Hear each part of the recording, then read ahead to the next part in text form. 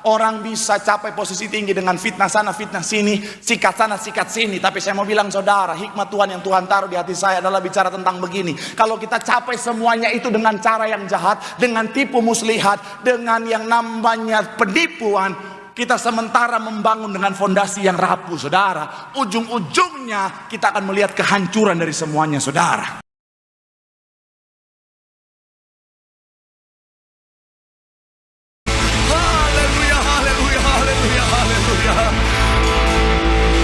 Benar Tuhan, kami kagum padamu atas segala perbuatanmu yang ajaib, atas segala penyertaanmu yang luar biasa dalam kehidupan setiap kami. Dan kami percaya dalam penyertaan Tuhan yang luar biasa di sepanjang hidup kami akan melihat hidup kami pasti diberkati Tuhan. Pekerjaan bisnis kami pasti diberkati Tuhan. Bahkan sampai anak cucu kami, generasi keturunan kami, semuanya juga pasti diberkati Tuhan. Terima kasih Tuhan, terima kasih. Dan dengan ucapan syukur di tempat ini, setelah kami menaikkan pujian penyembahan kami kepadamu Bapa, kami mau bawa hati kami Tuhan untuk lebih lagi diberkati melalui kebenaran firman-Mu. Bapa, kami doa Tuhan yang jamah, ubahkan hati kami untuk siap terima kebenaran firman Tuhan. Benih firman akan bertumbuh, berakar dan berbuah. Dan kami doa kemanapun kami melangkah, cahaya Tuhan, iman Tuhan boleh terpancar. Bahkan kami bersatu hati Tuhan, kami menyerahkan hamba-Mu yang kepercayaan untuk menyampaikan firman. Urapan-Mu mengalir, sucikan layakan untuk bungkus di balik kaki salib-Mu Tuhan. Jika ada dosa mohon ampun Tuhan, kelemahan tubuh Kau yang berikan kekuatan. Hamba terbatas tanpa Tuhan, gak bisa apa-apa tanpa Tuhan. Tapi dalam pengurapan Tuhan ada kekuatan yang baru. Tuhan sanggup ubahkan yang biasa, luar biasa, yang lemah jadi kuat, yang tidak layak jadi layak untuk jadi berkat. Semua yang hadir, semua yang menyaksikan, semuanya diberkati sempurna. Sembunyikan hamba-Mu di balik kaki salib-Mu.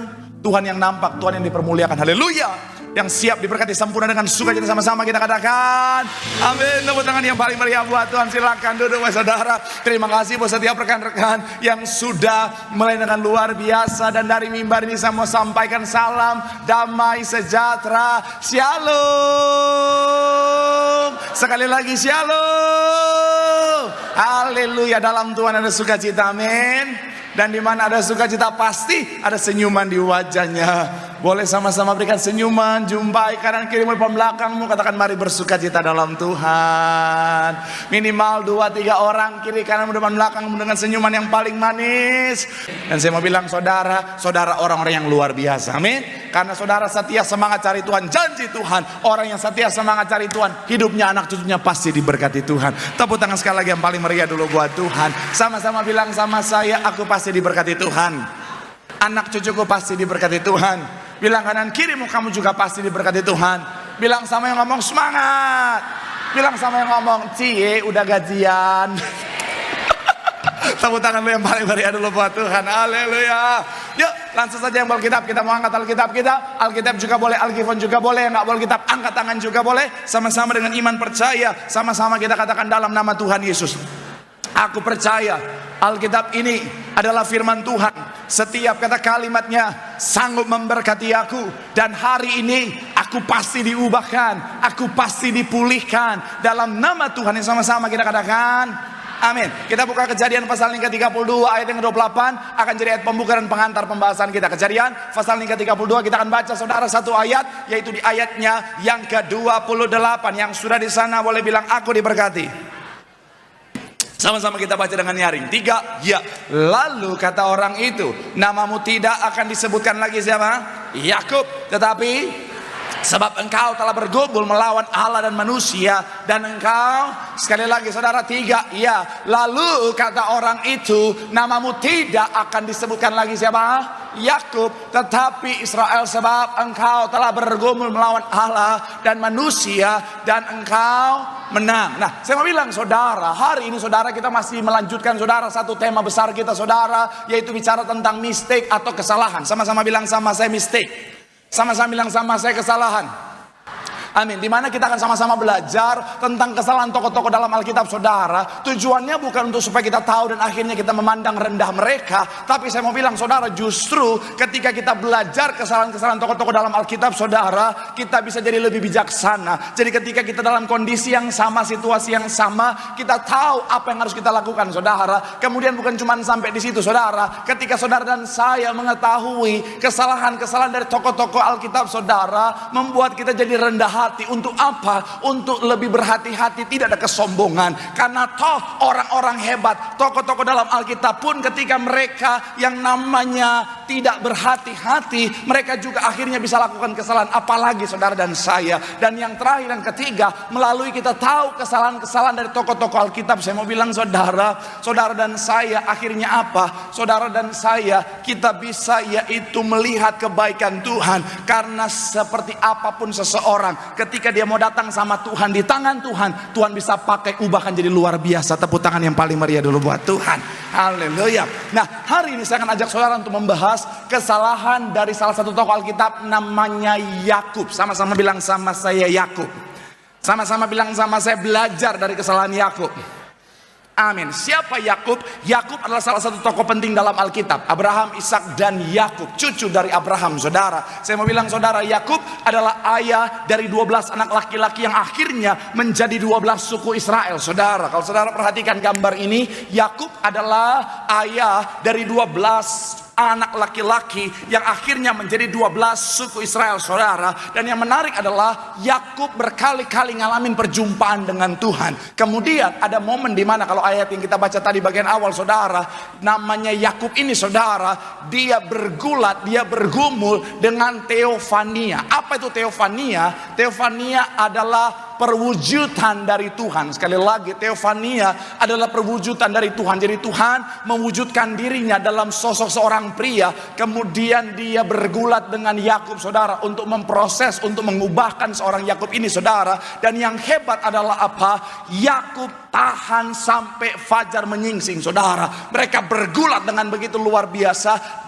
Dalam hal ini kita bisa melihat Yakub punya daya tahan yang luar biasa. Tetapi saya mau bilang saudara, orang yang hebat ini, saudara, juga nggak lepas dari kesalahan. Dan itu kan sama-sama kita akan bahas, saudara. Supaya apa? Melalui pembahasan ini, ketika kita dalam situasi yang sama, kita lebih bijaksana dan tidak melakukan kesalahan yang sama, sehingga apa yang Tuhan sudah sediakan yang terbaik menjadi bagian setiap kita. Boleh berikan tepuk tangan yang paling meriah buat Tuhan. Haleluya. So, apa kesalahan dari Yakub yang harus kita hindar dalam kehidupan setiap kita, yang menjadi pembahasan kita hari ini? Yang pertama adalah bicara tentang berlaku curang dan menipu. Sama-sama bilang sama saya curang. Sama-sama bilang sama saya menipu. Coba kita lihat Kejadian pasal yang ke-27 ayatnya yang ke-35 sampai ayatnya yang ke-36. Sama-sama kita baca dua ayat ini, saudara. Kejadian pasalnya yang ke-27 ayatnya yang ke-35 sampai 36. Yang sudah di sana boleh bilang aku diberkati. Sama-sama kita baca. 3, ya. Jawab ayahnya, adikmu telah datang dengan apa? Ayat yang ke-36 dikatakan apa? Kata Esau, bukankah tepat namanya Yakub? Karena ia telah berapa kali? 2 kali menipu aku. Hak kesulunganku telah apa? Dan sekarang dirampasnya pula. Lalu katanya, apakah Bapak tidak mempunyai apa?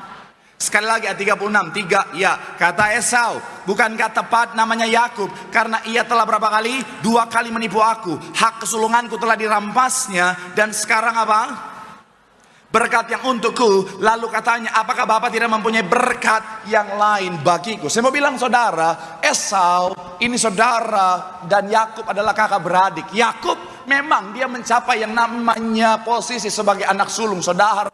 Dia mendapatkan berkat dari ayahnya sebagai anak sulung, saudara. Tapi saya mau bilang saudara, sangat disayangkan dia mendapatkan semuanya itu dengan cara kecurangan. Dia mendapatkan semuanya itu dengan cara tipu muslihat, saudara. Saya mau bilang saudara, akhirnya apa? Akhirnya dia menerima konsekuensi dari tindakannya. Ketika dia memulai sesuatu dengan tipuan, akhirnya dia memakan buah dari apa yang dia tabur, saudara. Dan ketika dia memulai sesuatu dengan kecurangan, memang dia bisa mencapai berkat, memang dia bisa mencapai yang namanya posisi anak sulung tadi, saudara, berkat anak sulung. Tetapi akhirnya apa, saudara? Bertahun-tahun dia hidup dalam ketakutan, bertahun-tahun dia hidup dalam kecemasan, saudara. Buah dari apa yang dia lakukan, saudara. Saya mau bilang dalam kehidupan setiap kita, belajar dari kesalahan seorang Yakub, hiduplah dalam kebenaran. Katakan amin.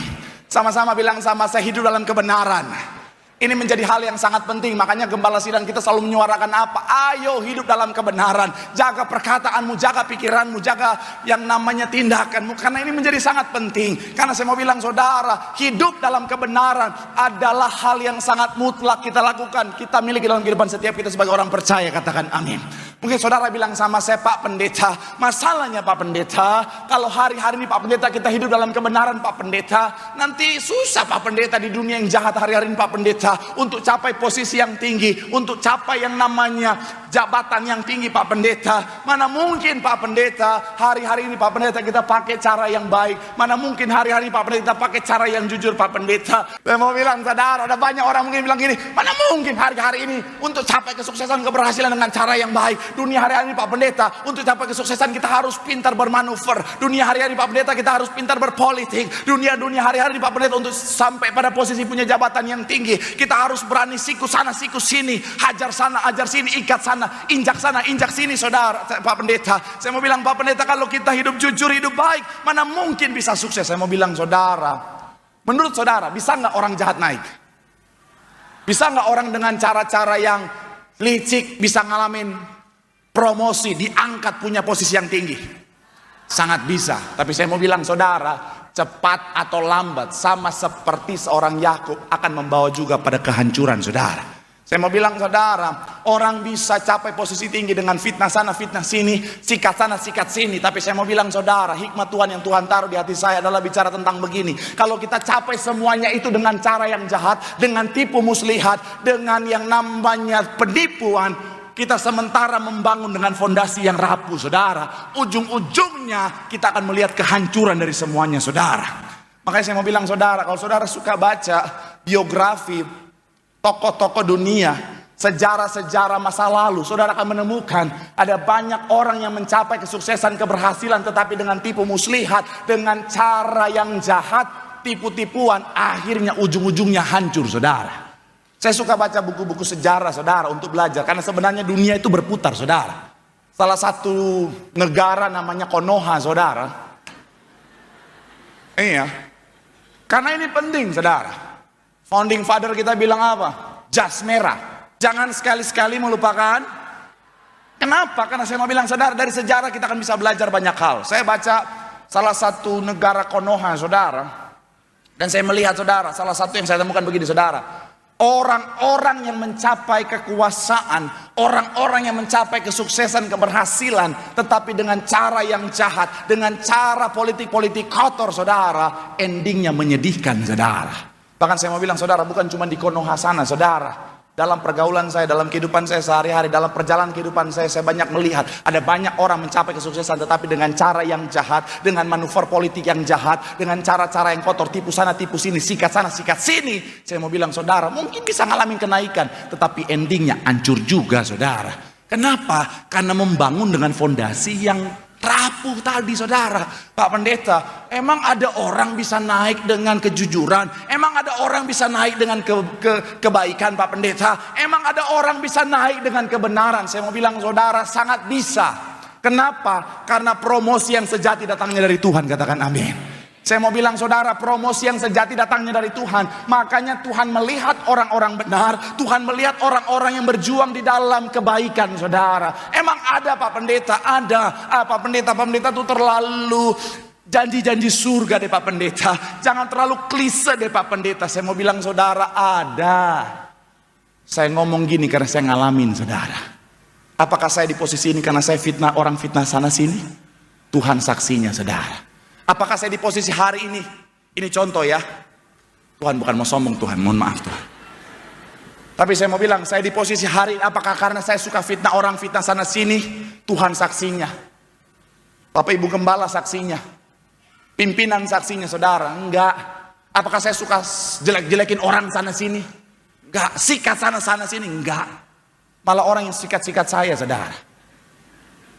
Tapi enggak apa-apa. Kita makin disikat, makin glowing. Ya nggak apa-apa. Tapi saya mau bilang saudara, akhirnya promosi dari sorga bisa datang saudara. Sampai kemarin saya diundang di podcastnya Daniel Mananta gitu saudara. Dia tanya begini, bro pendeta, ada banyak pendeta yang saya kenal, Kalau ngomongin yang bro pendeta ngomongin, kemungkinan besar responnya negatif.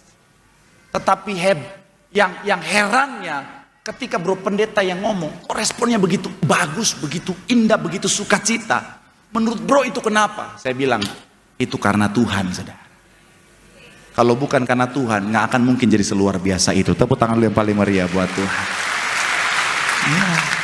Inilah yang saya mau bilang saudara, promosi yang datangnya dari sorga. Saya mau bilang saudara, nggak usah takut, hidup aja dalam kebenaran. Jangan ikutin falsafah dunia yang bilang apa, oh kamu harus sikut sana sikut sini, pakai tipuan sana tipuan sini. Saya mau bilang saudara, jangan takut. Kalau kau hidup dalam kebenaran, promosi yang datang dari surga akan membuatmu terus diangkat naik dan diberkati Tuhan. Tepuk tangan sekali lagi yang paling meriah buat Tuhan. Bilang sama kanan kirimu, hidup dalam kebenaran, di situ ada berkat Tuhan. Tepuk tangan yang paling meriah buat Tuhan. Haleluya. Yang kedua, apa kesalahan dari seorang Yakub, saudara, yang harus kita hindari? Yang kedua adalah tidak segera mengakhiri yang namanya konflik. Sama-sama bilang sama saya, tidak segera mengakhiri konflik. Sama-sama bilang sama saya, tidak segera meminta maaf. Sama-sama bilang sama saya, tidak segera memperbaiki hubungan. Kalau saudara baca Kejadian pasal yang ke-27, nanti saudara bisa baca di rumah kalau saudara ingat. Karena banyak jemaat Tuhan pulang dari gereja bukannya ingat baca Alkitab, ingat makan di mana kita hari ini. Itu lapo horas itu enak kayaknya dia. Tapi saya percaya jemaat Betos adalah jemaat yang gemar membaca Alkitab. Satu hari satu kitab. Di kejadian 27 saya mau bilang saudara, memang Esau sangat marah kepada Yakub, tapi saya mau bilang saudara, amarahnya itu tidak berlangsung lama. Seorang pengamat Alkitab namanya Henry mencatat saudara, bahwa kenapa seorang Esau tidak menyimpan dendam dalam waktu yang lama, karena dia punya kasih seorang kakak buat adiknya. Dia memiliki kasih Tuhan dalam hatinya, makanya dia dengan mudah tidak berlama-lama akhirnya mengampuni adiknya. Saudara, sangat terlihat ketika Esau tahu keberadaan Yakub, Esau langsung menghampiri Yakub. Kita lihat Kejadian 32 ayat 6. Kejadian pasal yang ke-32 ayat yang ke-6, sama-sama kita baca. Yuk, yang sudah di sana boleh bilang aku diberkati. 3, ya. Kemudian kepada Esau, dan ia pun apa?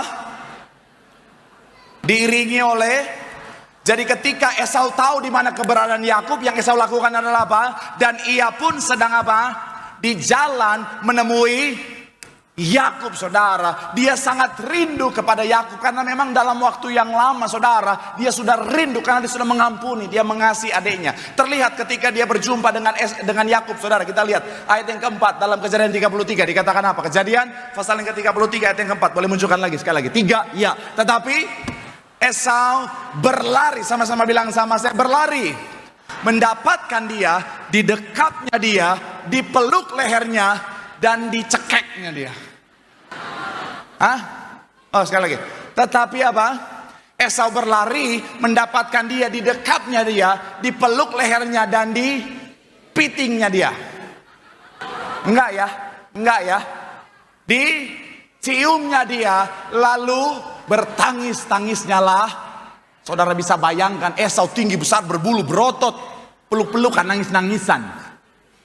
Memang wajah Rambo, hati Hello Kitty, saudara. Wajah Rambo, hati Julius Tanggang, saudara. Dia peluk, tangis-tangisan, saudara. Kenapa bisa begitu? Karena sekali lagi dia sangat mengasihi adiknya, saudara. Saya mau bilang saudara, kesalahan dari Yakub adalah begini, saudara. Dia tidak segera mengakhiri konflik. Makanya akhirnya bertahun-tahun Yakub hidup dalam ketakutan. Bertahun-tahun Yakub hidup di dalam kegelisahan, kekhawatiran, saudara. Saya mau bilang dalam kehidupan setiap kita konflik bisa terjadi kapan saja. Tapi saya mau bilang saudara, belajar dari kesalahan seorang Yakub ini, saudara. Pastikan kita sesegera mungkin menyelesaikan yang namanya konflik. Sama-sama bilang sama saya, selesaikan konflik. Sama-sama bilang sama saya, mampulah meminta maaf. Ada banyak pendeta bicara tentang melepaskan pengampunan. Ada banyak orang Kristen hebat dalam melepaskan pengampunan. Tapi pertanyaannya, bisakah kita meminta maaf, saudara? Karena ternyata ada banyak orang mudah mengampuni tetapi susah minta maaf. Kenapa? Salah satunya gengsi, saudara. Shalom para wanita. Sekalipun wanita sukar minta maaf. Iya kan, kita sudah bahas minggu lalu. Mulai dari Adam dan Hawa. Hawa salah, bukannya minta maaf. Dia tuduh ular. Untung ularnya jantan. Coba kalau ularnya betina. Pohon. Untung pohonnya jantan. Coba kalau pohonnya betina. Tanah. Untung tanahnya jantan. Begitu aja terus sampai Tony datang kedua kali. Saya mau bilang saudara, Sarah ketika salah, Sarah minta maaf nggak? Sarah ngomong apa? Biarlah, memang aku yang salah, tetapi biarlah Tuhan yang menjadi hakim kita berdua. Hot? Abraham bilang, lo kok gue lagi? Lu yang salah, kenapa gue lagi? Memang wanita tuh kadang-kadang sukar minta maaf. Bukan wanita di sini, wanita yang di ujung burung sana. Iya. Tapi saya mau bilang, Bu, ya segeralah akhiri konflik, jangan tunda-tunda, cepatlah meminta maaf. Betul Bapak-bapak?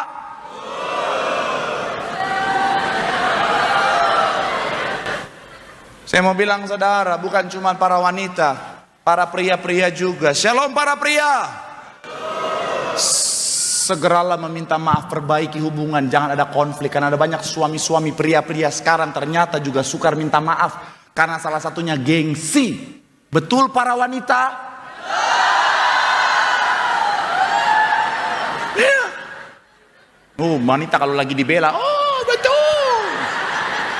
Tapi betul saudara.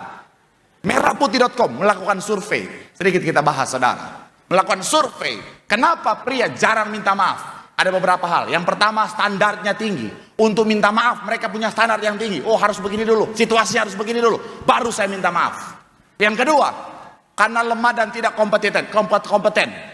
Jadi kalau mau minta maaf, itu membuat mereka merasa lemah dan tidak kompeten. Jadi kalau mereka minta maaf itu rasanya harga dirinya diinjak-injak saudara. Makanya ada banyak laki-laki udah salah, tetapi dia nggak mau minta maaf kan. Oh tidak, harga diri. Kalau aku minta maaf nanti harga diri saya diinjak-injak. Makanya maafnya susah keluar dari mulutnya. Saya mau bilang wanita ya, pria itu makhluk ego saudara. Makanya kadang-kadang, oh kalau minta maaf, sorry Dori Mori. Tidak semudah itu Amirah. Bodoh, itu gara-gara itu. Yang terakhir, karena ada trauma di masa lalu saudara, pengalaman buruknya. Ada banyak laki-laki kadang-kadang nggak mau minta maaf, gara-gara itu juga salah satunya saudara. Karena harga dirinya. Karena ada banyak juga wanita-wanita gitu. Ketika suaminya minta maaf, bukannya dihargai, malah dia tekan. Nah, memang lu salah, memang lu salah, lu. Yang ketawa bertobat. Saya mau bilang sekali lagi saudara ya. Saya mau bilang saudara, cepatlah akhiri konflik, amin. Jangan tunda-tunda, belajar dari kesalahan seorang Yakub, jangan tunda-tunda. Kalau ada kesalahan, ada konflik, cepat akhiri. Makanya Alkitab bilang apa? Jangan sampai simpan amarahmu sampai matahari terbenam. Ini bukan bicara tentang oh kalau berantem siang, malam-malam harus cepat selesai. Kalau akhirnya muncul pertanyaan, kalau berantemnya malam-malam bagaimana Pak Pendeta? Artinya nanti selesaikan sebelum matahari terbit dong? Bukan. Saya mau bilang saudara, ini bicara tentang untuk segera menyelesaikan yang namanya konflik saudara. Jangan tunda-tunda, karena begini ya. Kalau konflik itu kita biarkan, amarah kebencian itu kita biarkan, kita bawa sampai tidur, itu yang berbahaya. Jadi kalau siang berantem, sebelum malam udah harus selesaikan. Kalau malam berantem, langsung selesaikan. Jangan bawa dalam tidurmu. Akhirnya suami istri punggung-punggungan. Itu jangan lewat batas, nih batas, dia bangun bantal di situ. Saking emosinya dia cor, bikin dinding. Jangan lewat deh. Saya mau bilang saudara, harus segera diselesaikan. Kenapa? Karena ternyata begini saudara, kalau kita tidur, ternyata itu bisa meningkatkan yang namanya daya ingat kita.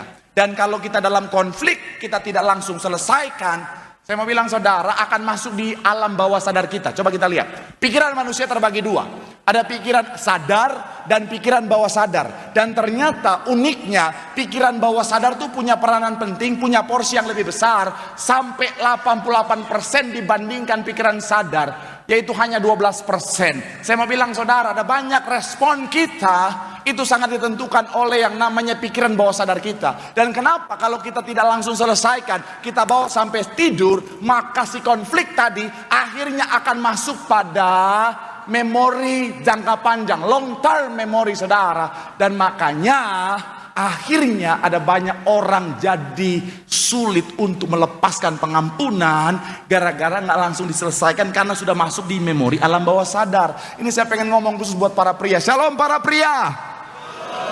Saya mau bilang para pria, kalau ada masalah, ada konflik, cepat selesaikan sebelum dia tidur. Kenapa?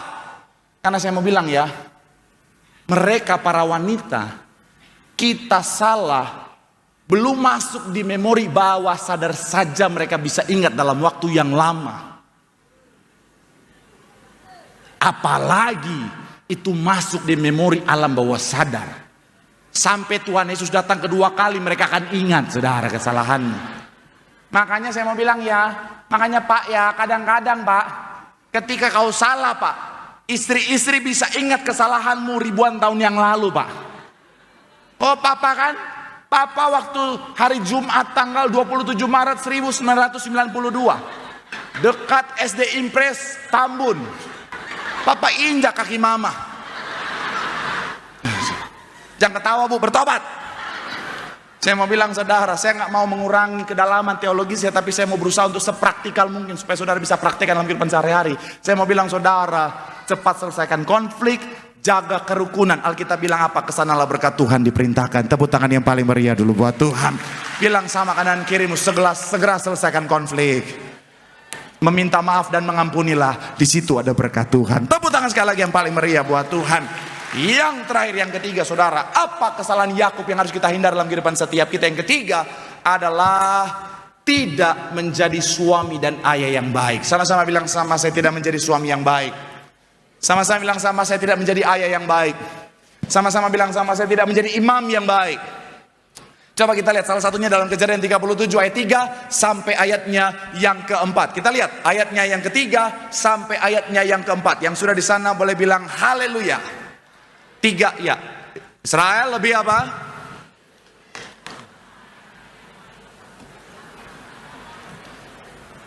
Maha indah bagi dia.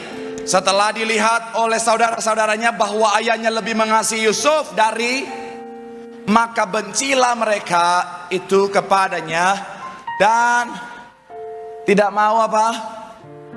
Dengan ramah. Kalau saudara baca kisah keseluruhannya, saudara akan menemukan bahwa memang Yusuf ini Yakub ini saudara, dia dalam beberapa keadaan tidak menjadi suami dan ayah yang baik buat anak-anaknya dan juga istrinya. Ada momen-momen di mana dia meninggalkan keluarganya karena ketakutannya, kecemasannya, akhirnya membuat istri dan anak-anaknya kehilangan sosok seorang suami, sosok seorang ayah. Dan saya mau bilang saudara, itu fatal. Ada banyak anak-anak salah jalan gara-gara kehilangan sosok seorang ayah. Ada banyak anak-anak akhirnya terpengaruh pergaulan yang buruk karena kehilangan sosok seorang ayah. Pesan saya buat para ayah di tempat ini dan orang-orang yang sementara mempersiapkan diri jadi ayah, jangan sampai hanya karena pekerjaan, hanya karena karir, hanya karena uang, kesibukan, pergaulan, keluargamu kehilangan sosok dirimu dalam keluarga. Karena saya mau bilang ya, dalam pekerjaanmu kau bisa dengan sangat mudah digantikan. Tetapi dalam keluargamu kau tidak tergantikan Pak. Iya kan? Mohon maaf ya, Pendeta Marcel dalam pelayanan sangat mudah tergantikan saudara. Siapapun bisa gantikan saya di sini saudara. Tetapi buat keluarga saya nggak ada yang bisa gantiin saya saudara. Ya. Makanya itu tadi, tetap jadi ayah yang baik, suami yang baik. Yakub pilih kasih. Akhirnya apa? Terjadi konflik di dalam keluarga. Anak-anak saling membenci karena nggak jadi ayah yang baik. Saya mau bilang saudara, jadi ayah tuh sulit saudara. Jadi ayah tuh punya tanggung jawab yang besar. Jadi seorang suami, jadi laki-laki tuh punya tanggung jawab besar. Memang begini saudara, ketika jadi laki-laki, ketika jadi suami, itu ada privilege-nya. Maksudnya apa? Kita dihormati, betul ya? Harusnya begitu ya. Kan istri-istri Alkitab bilang apa? Hai istri, tunduklah kepada seperti kepada Tuhan. Titik. Ingat Bu, titik. Nggak ada sambungan. Tetapi lihat dulu suamimu seperti apa. Nggak ada. Hai istri, tunduklah kepada suami seperti kepada Tuhan, titik. Mau dia kayak gimana kayak bu, tunduk. Amin bapak-bapak. Ibu-ibu langsung.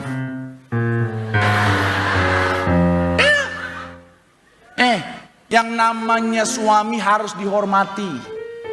Harusnya begitu ya. Karena banyak yang saya temukan hari-hari ini, ada banyak istri nggak hormat sama suami.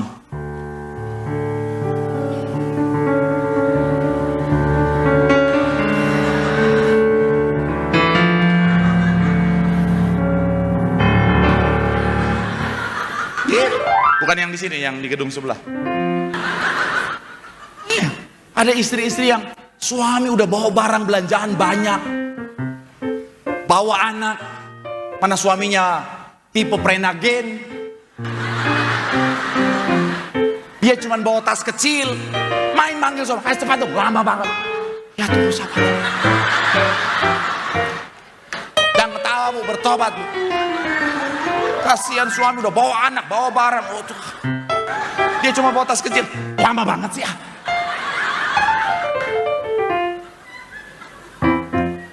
Kok banyak yang ketawa dengan sukacita, relate ya? Belum lagi ada istri-istri yang kadang-kadang ke suaminya nggak ada hormat-hormatnya, saudara. Betul, saya pernah cerita kan, ada suami istri lagi konseling, istrinya bisa ngomong ke suaminya, diam, lu dengerin gue. Oh Tuhan, saya cuma pegang tangan bapaknya, bapak yang kuat ya. Karena saya mau tegur istrinya, saya takutnya dia bilang, lu juga diam.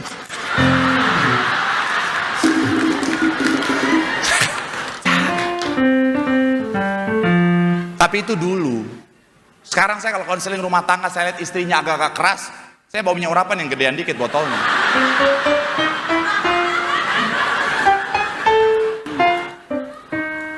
Lu juga diam, ha? Apa?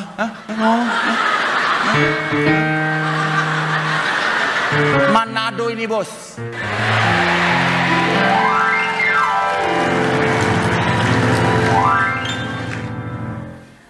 Makanya harusnya suami itu dihormati, harusnya begitu ya.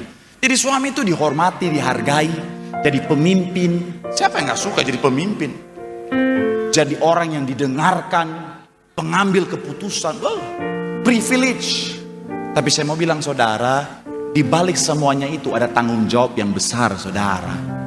Karena jadi suami itu punya tanggung jawab besar. Jadi suami itu penentu berkat dalam rumah tangga.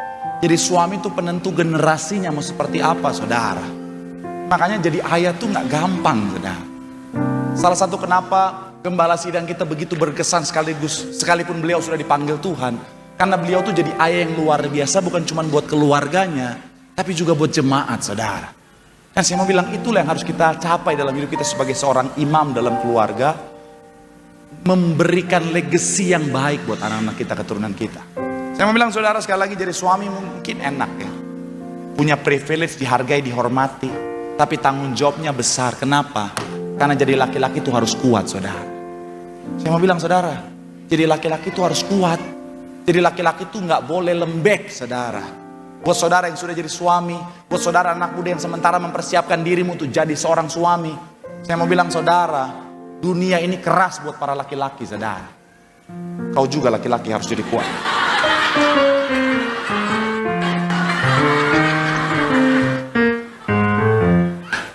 Oh langsung lembek dia, bangun. Saya mau bilang saudara, iya. Saya mau bilang saudara, dunia ini keras. Makanya orang tua yang mendidik anak-anaknya laki-laki dengan manja, mohon maaf ke orang tua yang jahat. Karena dunia ini keras buat laki-laki saudara.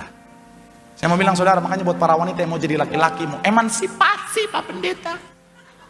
Saya mau bilang saudara, udah enak jadi wanita, bener. Jadi laki-laki itu harus keras, harus kuat, gak boleh lembek. Kenapa? Karena tanggung jawabnya besar. Contoh sederhana begini ya. Kalau wanita itu bisa dicintai apa adanya. Tapi kalau pria gak bisa bos. Ini buat para laki-laki ya. Saya mau bilang wanita tuh bisa dicintai apa adanya. Wanita boleh gak punya apa-apa. Tapi ada aja orang yang punya segalanya bisa mencintai dia. Ada nggak yang kayak gitu? Ada. Ada kan? Saudara lihat wanita yang nggak punya apa-apa, tapi ada sultan yang punya segalanya mencintai dia apa adanya. Ada. Tapi pernah nggak saudara lihat? Ada laki-laki nggak punya apa-apa,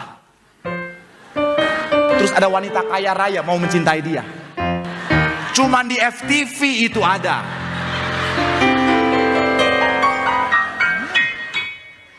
Kenyataannya yang sudah kaya raya tadi akan cari yang lebih kaya lagi. Enak aja gue dari kecil kayak princess mau hidup susah. Hello. Ya. Saya mau bilang ya wanita, kalau rada kurang pintar dikit ya, rada-rada lalot gitu ya, masih ada yang mencintai nggak? Banyak. Bahkan banyak yang bilang begini, ih dia tuh lambat loadingnya tuh lucu banget. Iya kan? Ada wanita-wanita yang disebut wanita-wanita kosong, nggak bisa mikir. Ih cute banget, cute banget. Coba kalau laki-laki begitu.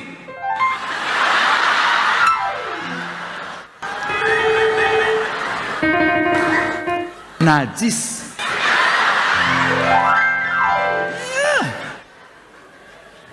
Benar ya? Saya mau bilang ini realita loh.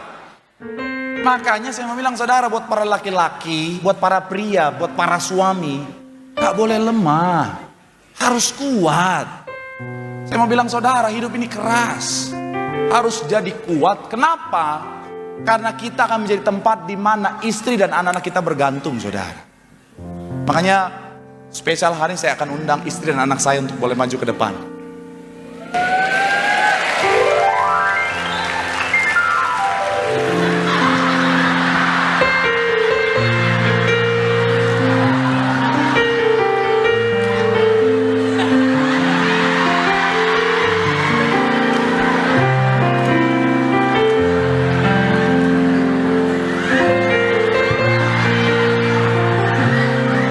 Saudara ingin mengirimkan sumbangan, silakan di bawah ini.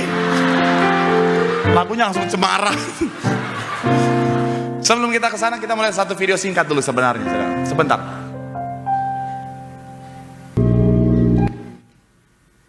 Nangkap ya. Gimana si bapak beruang? Ya.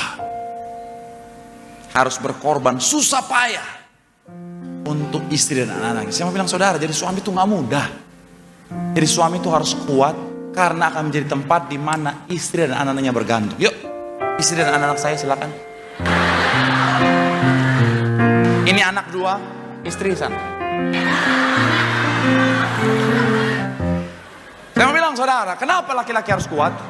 Karena akan menjadi tempat bergantung. Jadi laki-laki itu harus kuat karena akan jadi tempat di mana istri dan anak-anaknya bergantung, saudara. Kalau laki-laki lemah, ketika istri dan anak-anaknya bergantung, hancurlah rumah tangganya, saudara. Makanya saya mau bilang buat para wanita ya, shalom para wanita. Jangan pernah nikahi laki-laki yang lemah untuk jadi suami dalam hidup. Ntar hancur rumah tanggamu. Makanya saya mau bilang laki-laki harus kuat, amin. Karena akan jadi tempat di mana istri dan anak-anaknya bergantung. Kalau lemah mana mungkin bisa bergantung, hancur rumah tangganya. Tapi saya mau bilang juga buat para wanita, shalom para wanita. Jangan selalu bergantung pada suamimu. Karena Tuhan menciptakanmu adalah sebagai penopang dan penolong. Makanya jangan selalu bergantung. Ayo istri, indah. Iya.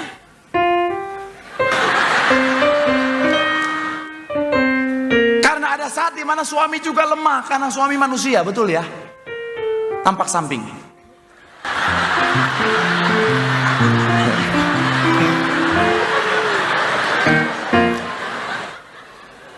Ada saat di mana suami juga lemah.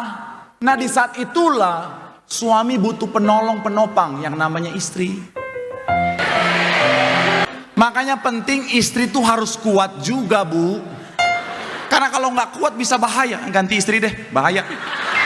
Saya mau bilang saudara, makanya istri harus kuat. Makanya saya mau bilang saudara, ada satu kalimat yang bilang begini, di balik suami yang hebat ada istri yang luar.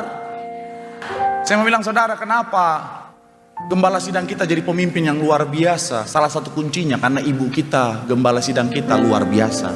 Jadi penopang yang luar biasa, saudara. Karena di saat suami lemah, kalau istri kuat, itu kan gak kayak tadi yang ini.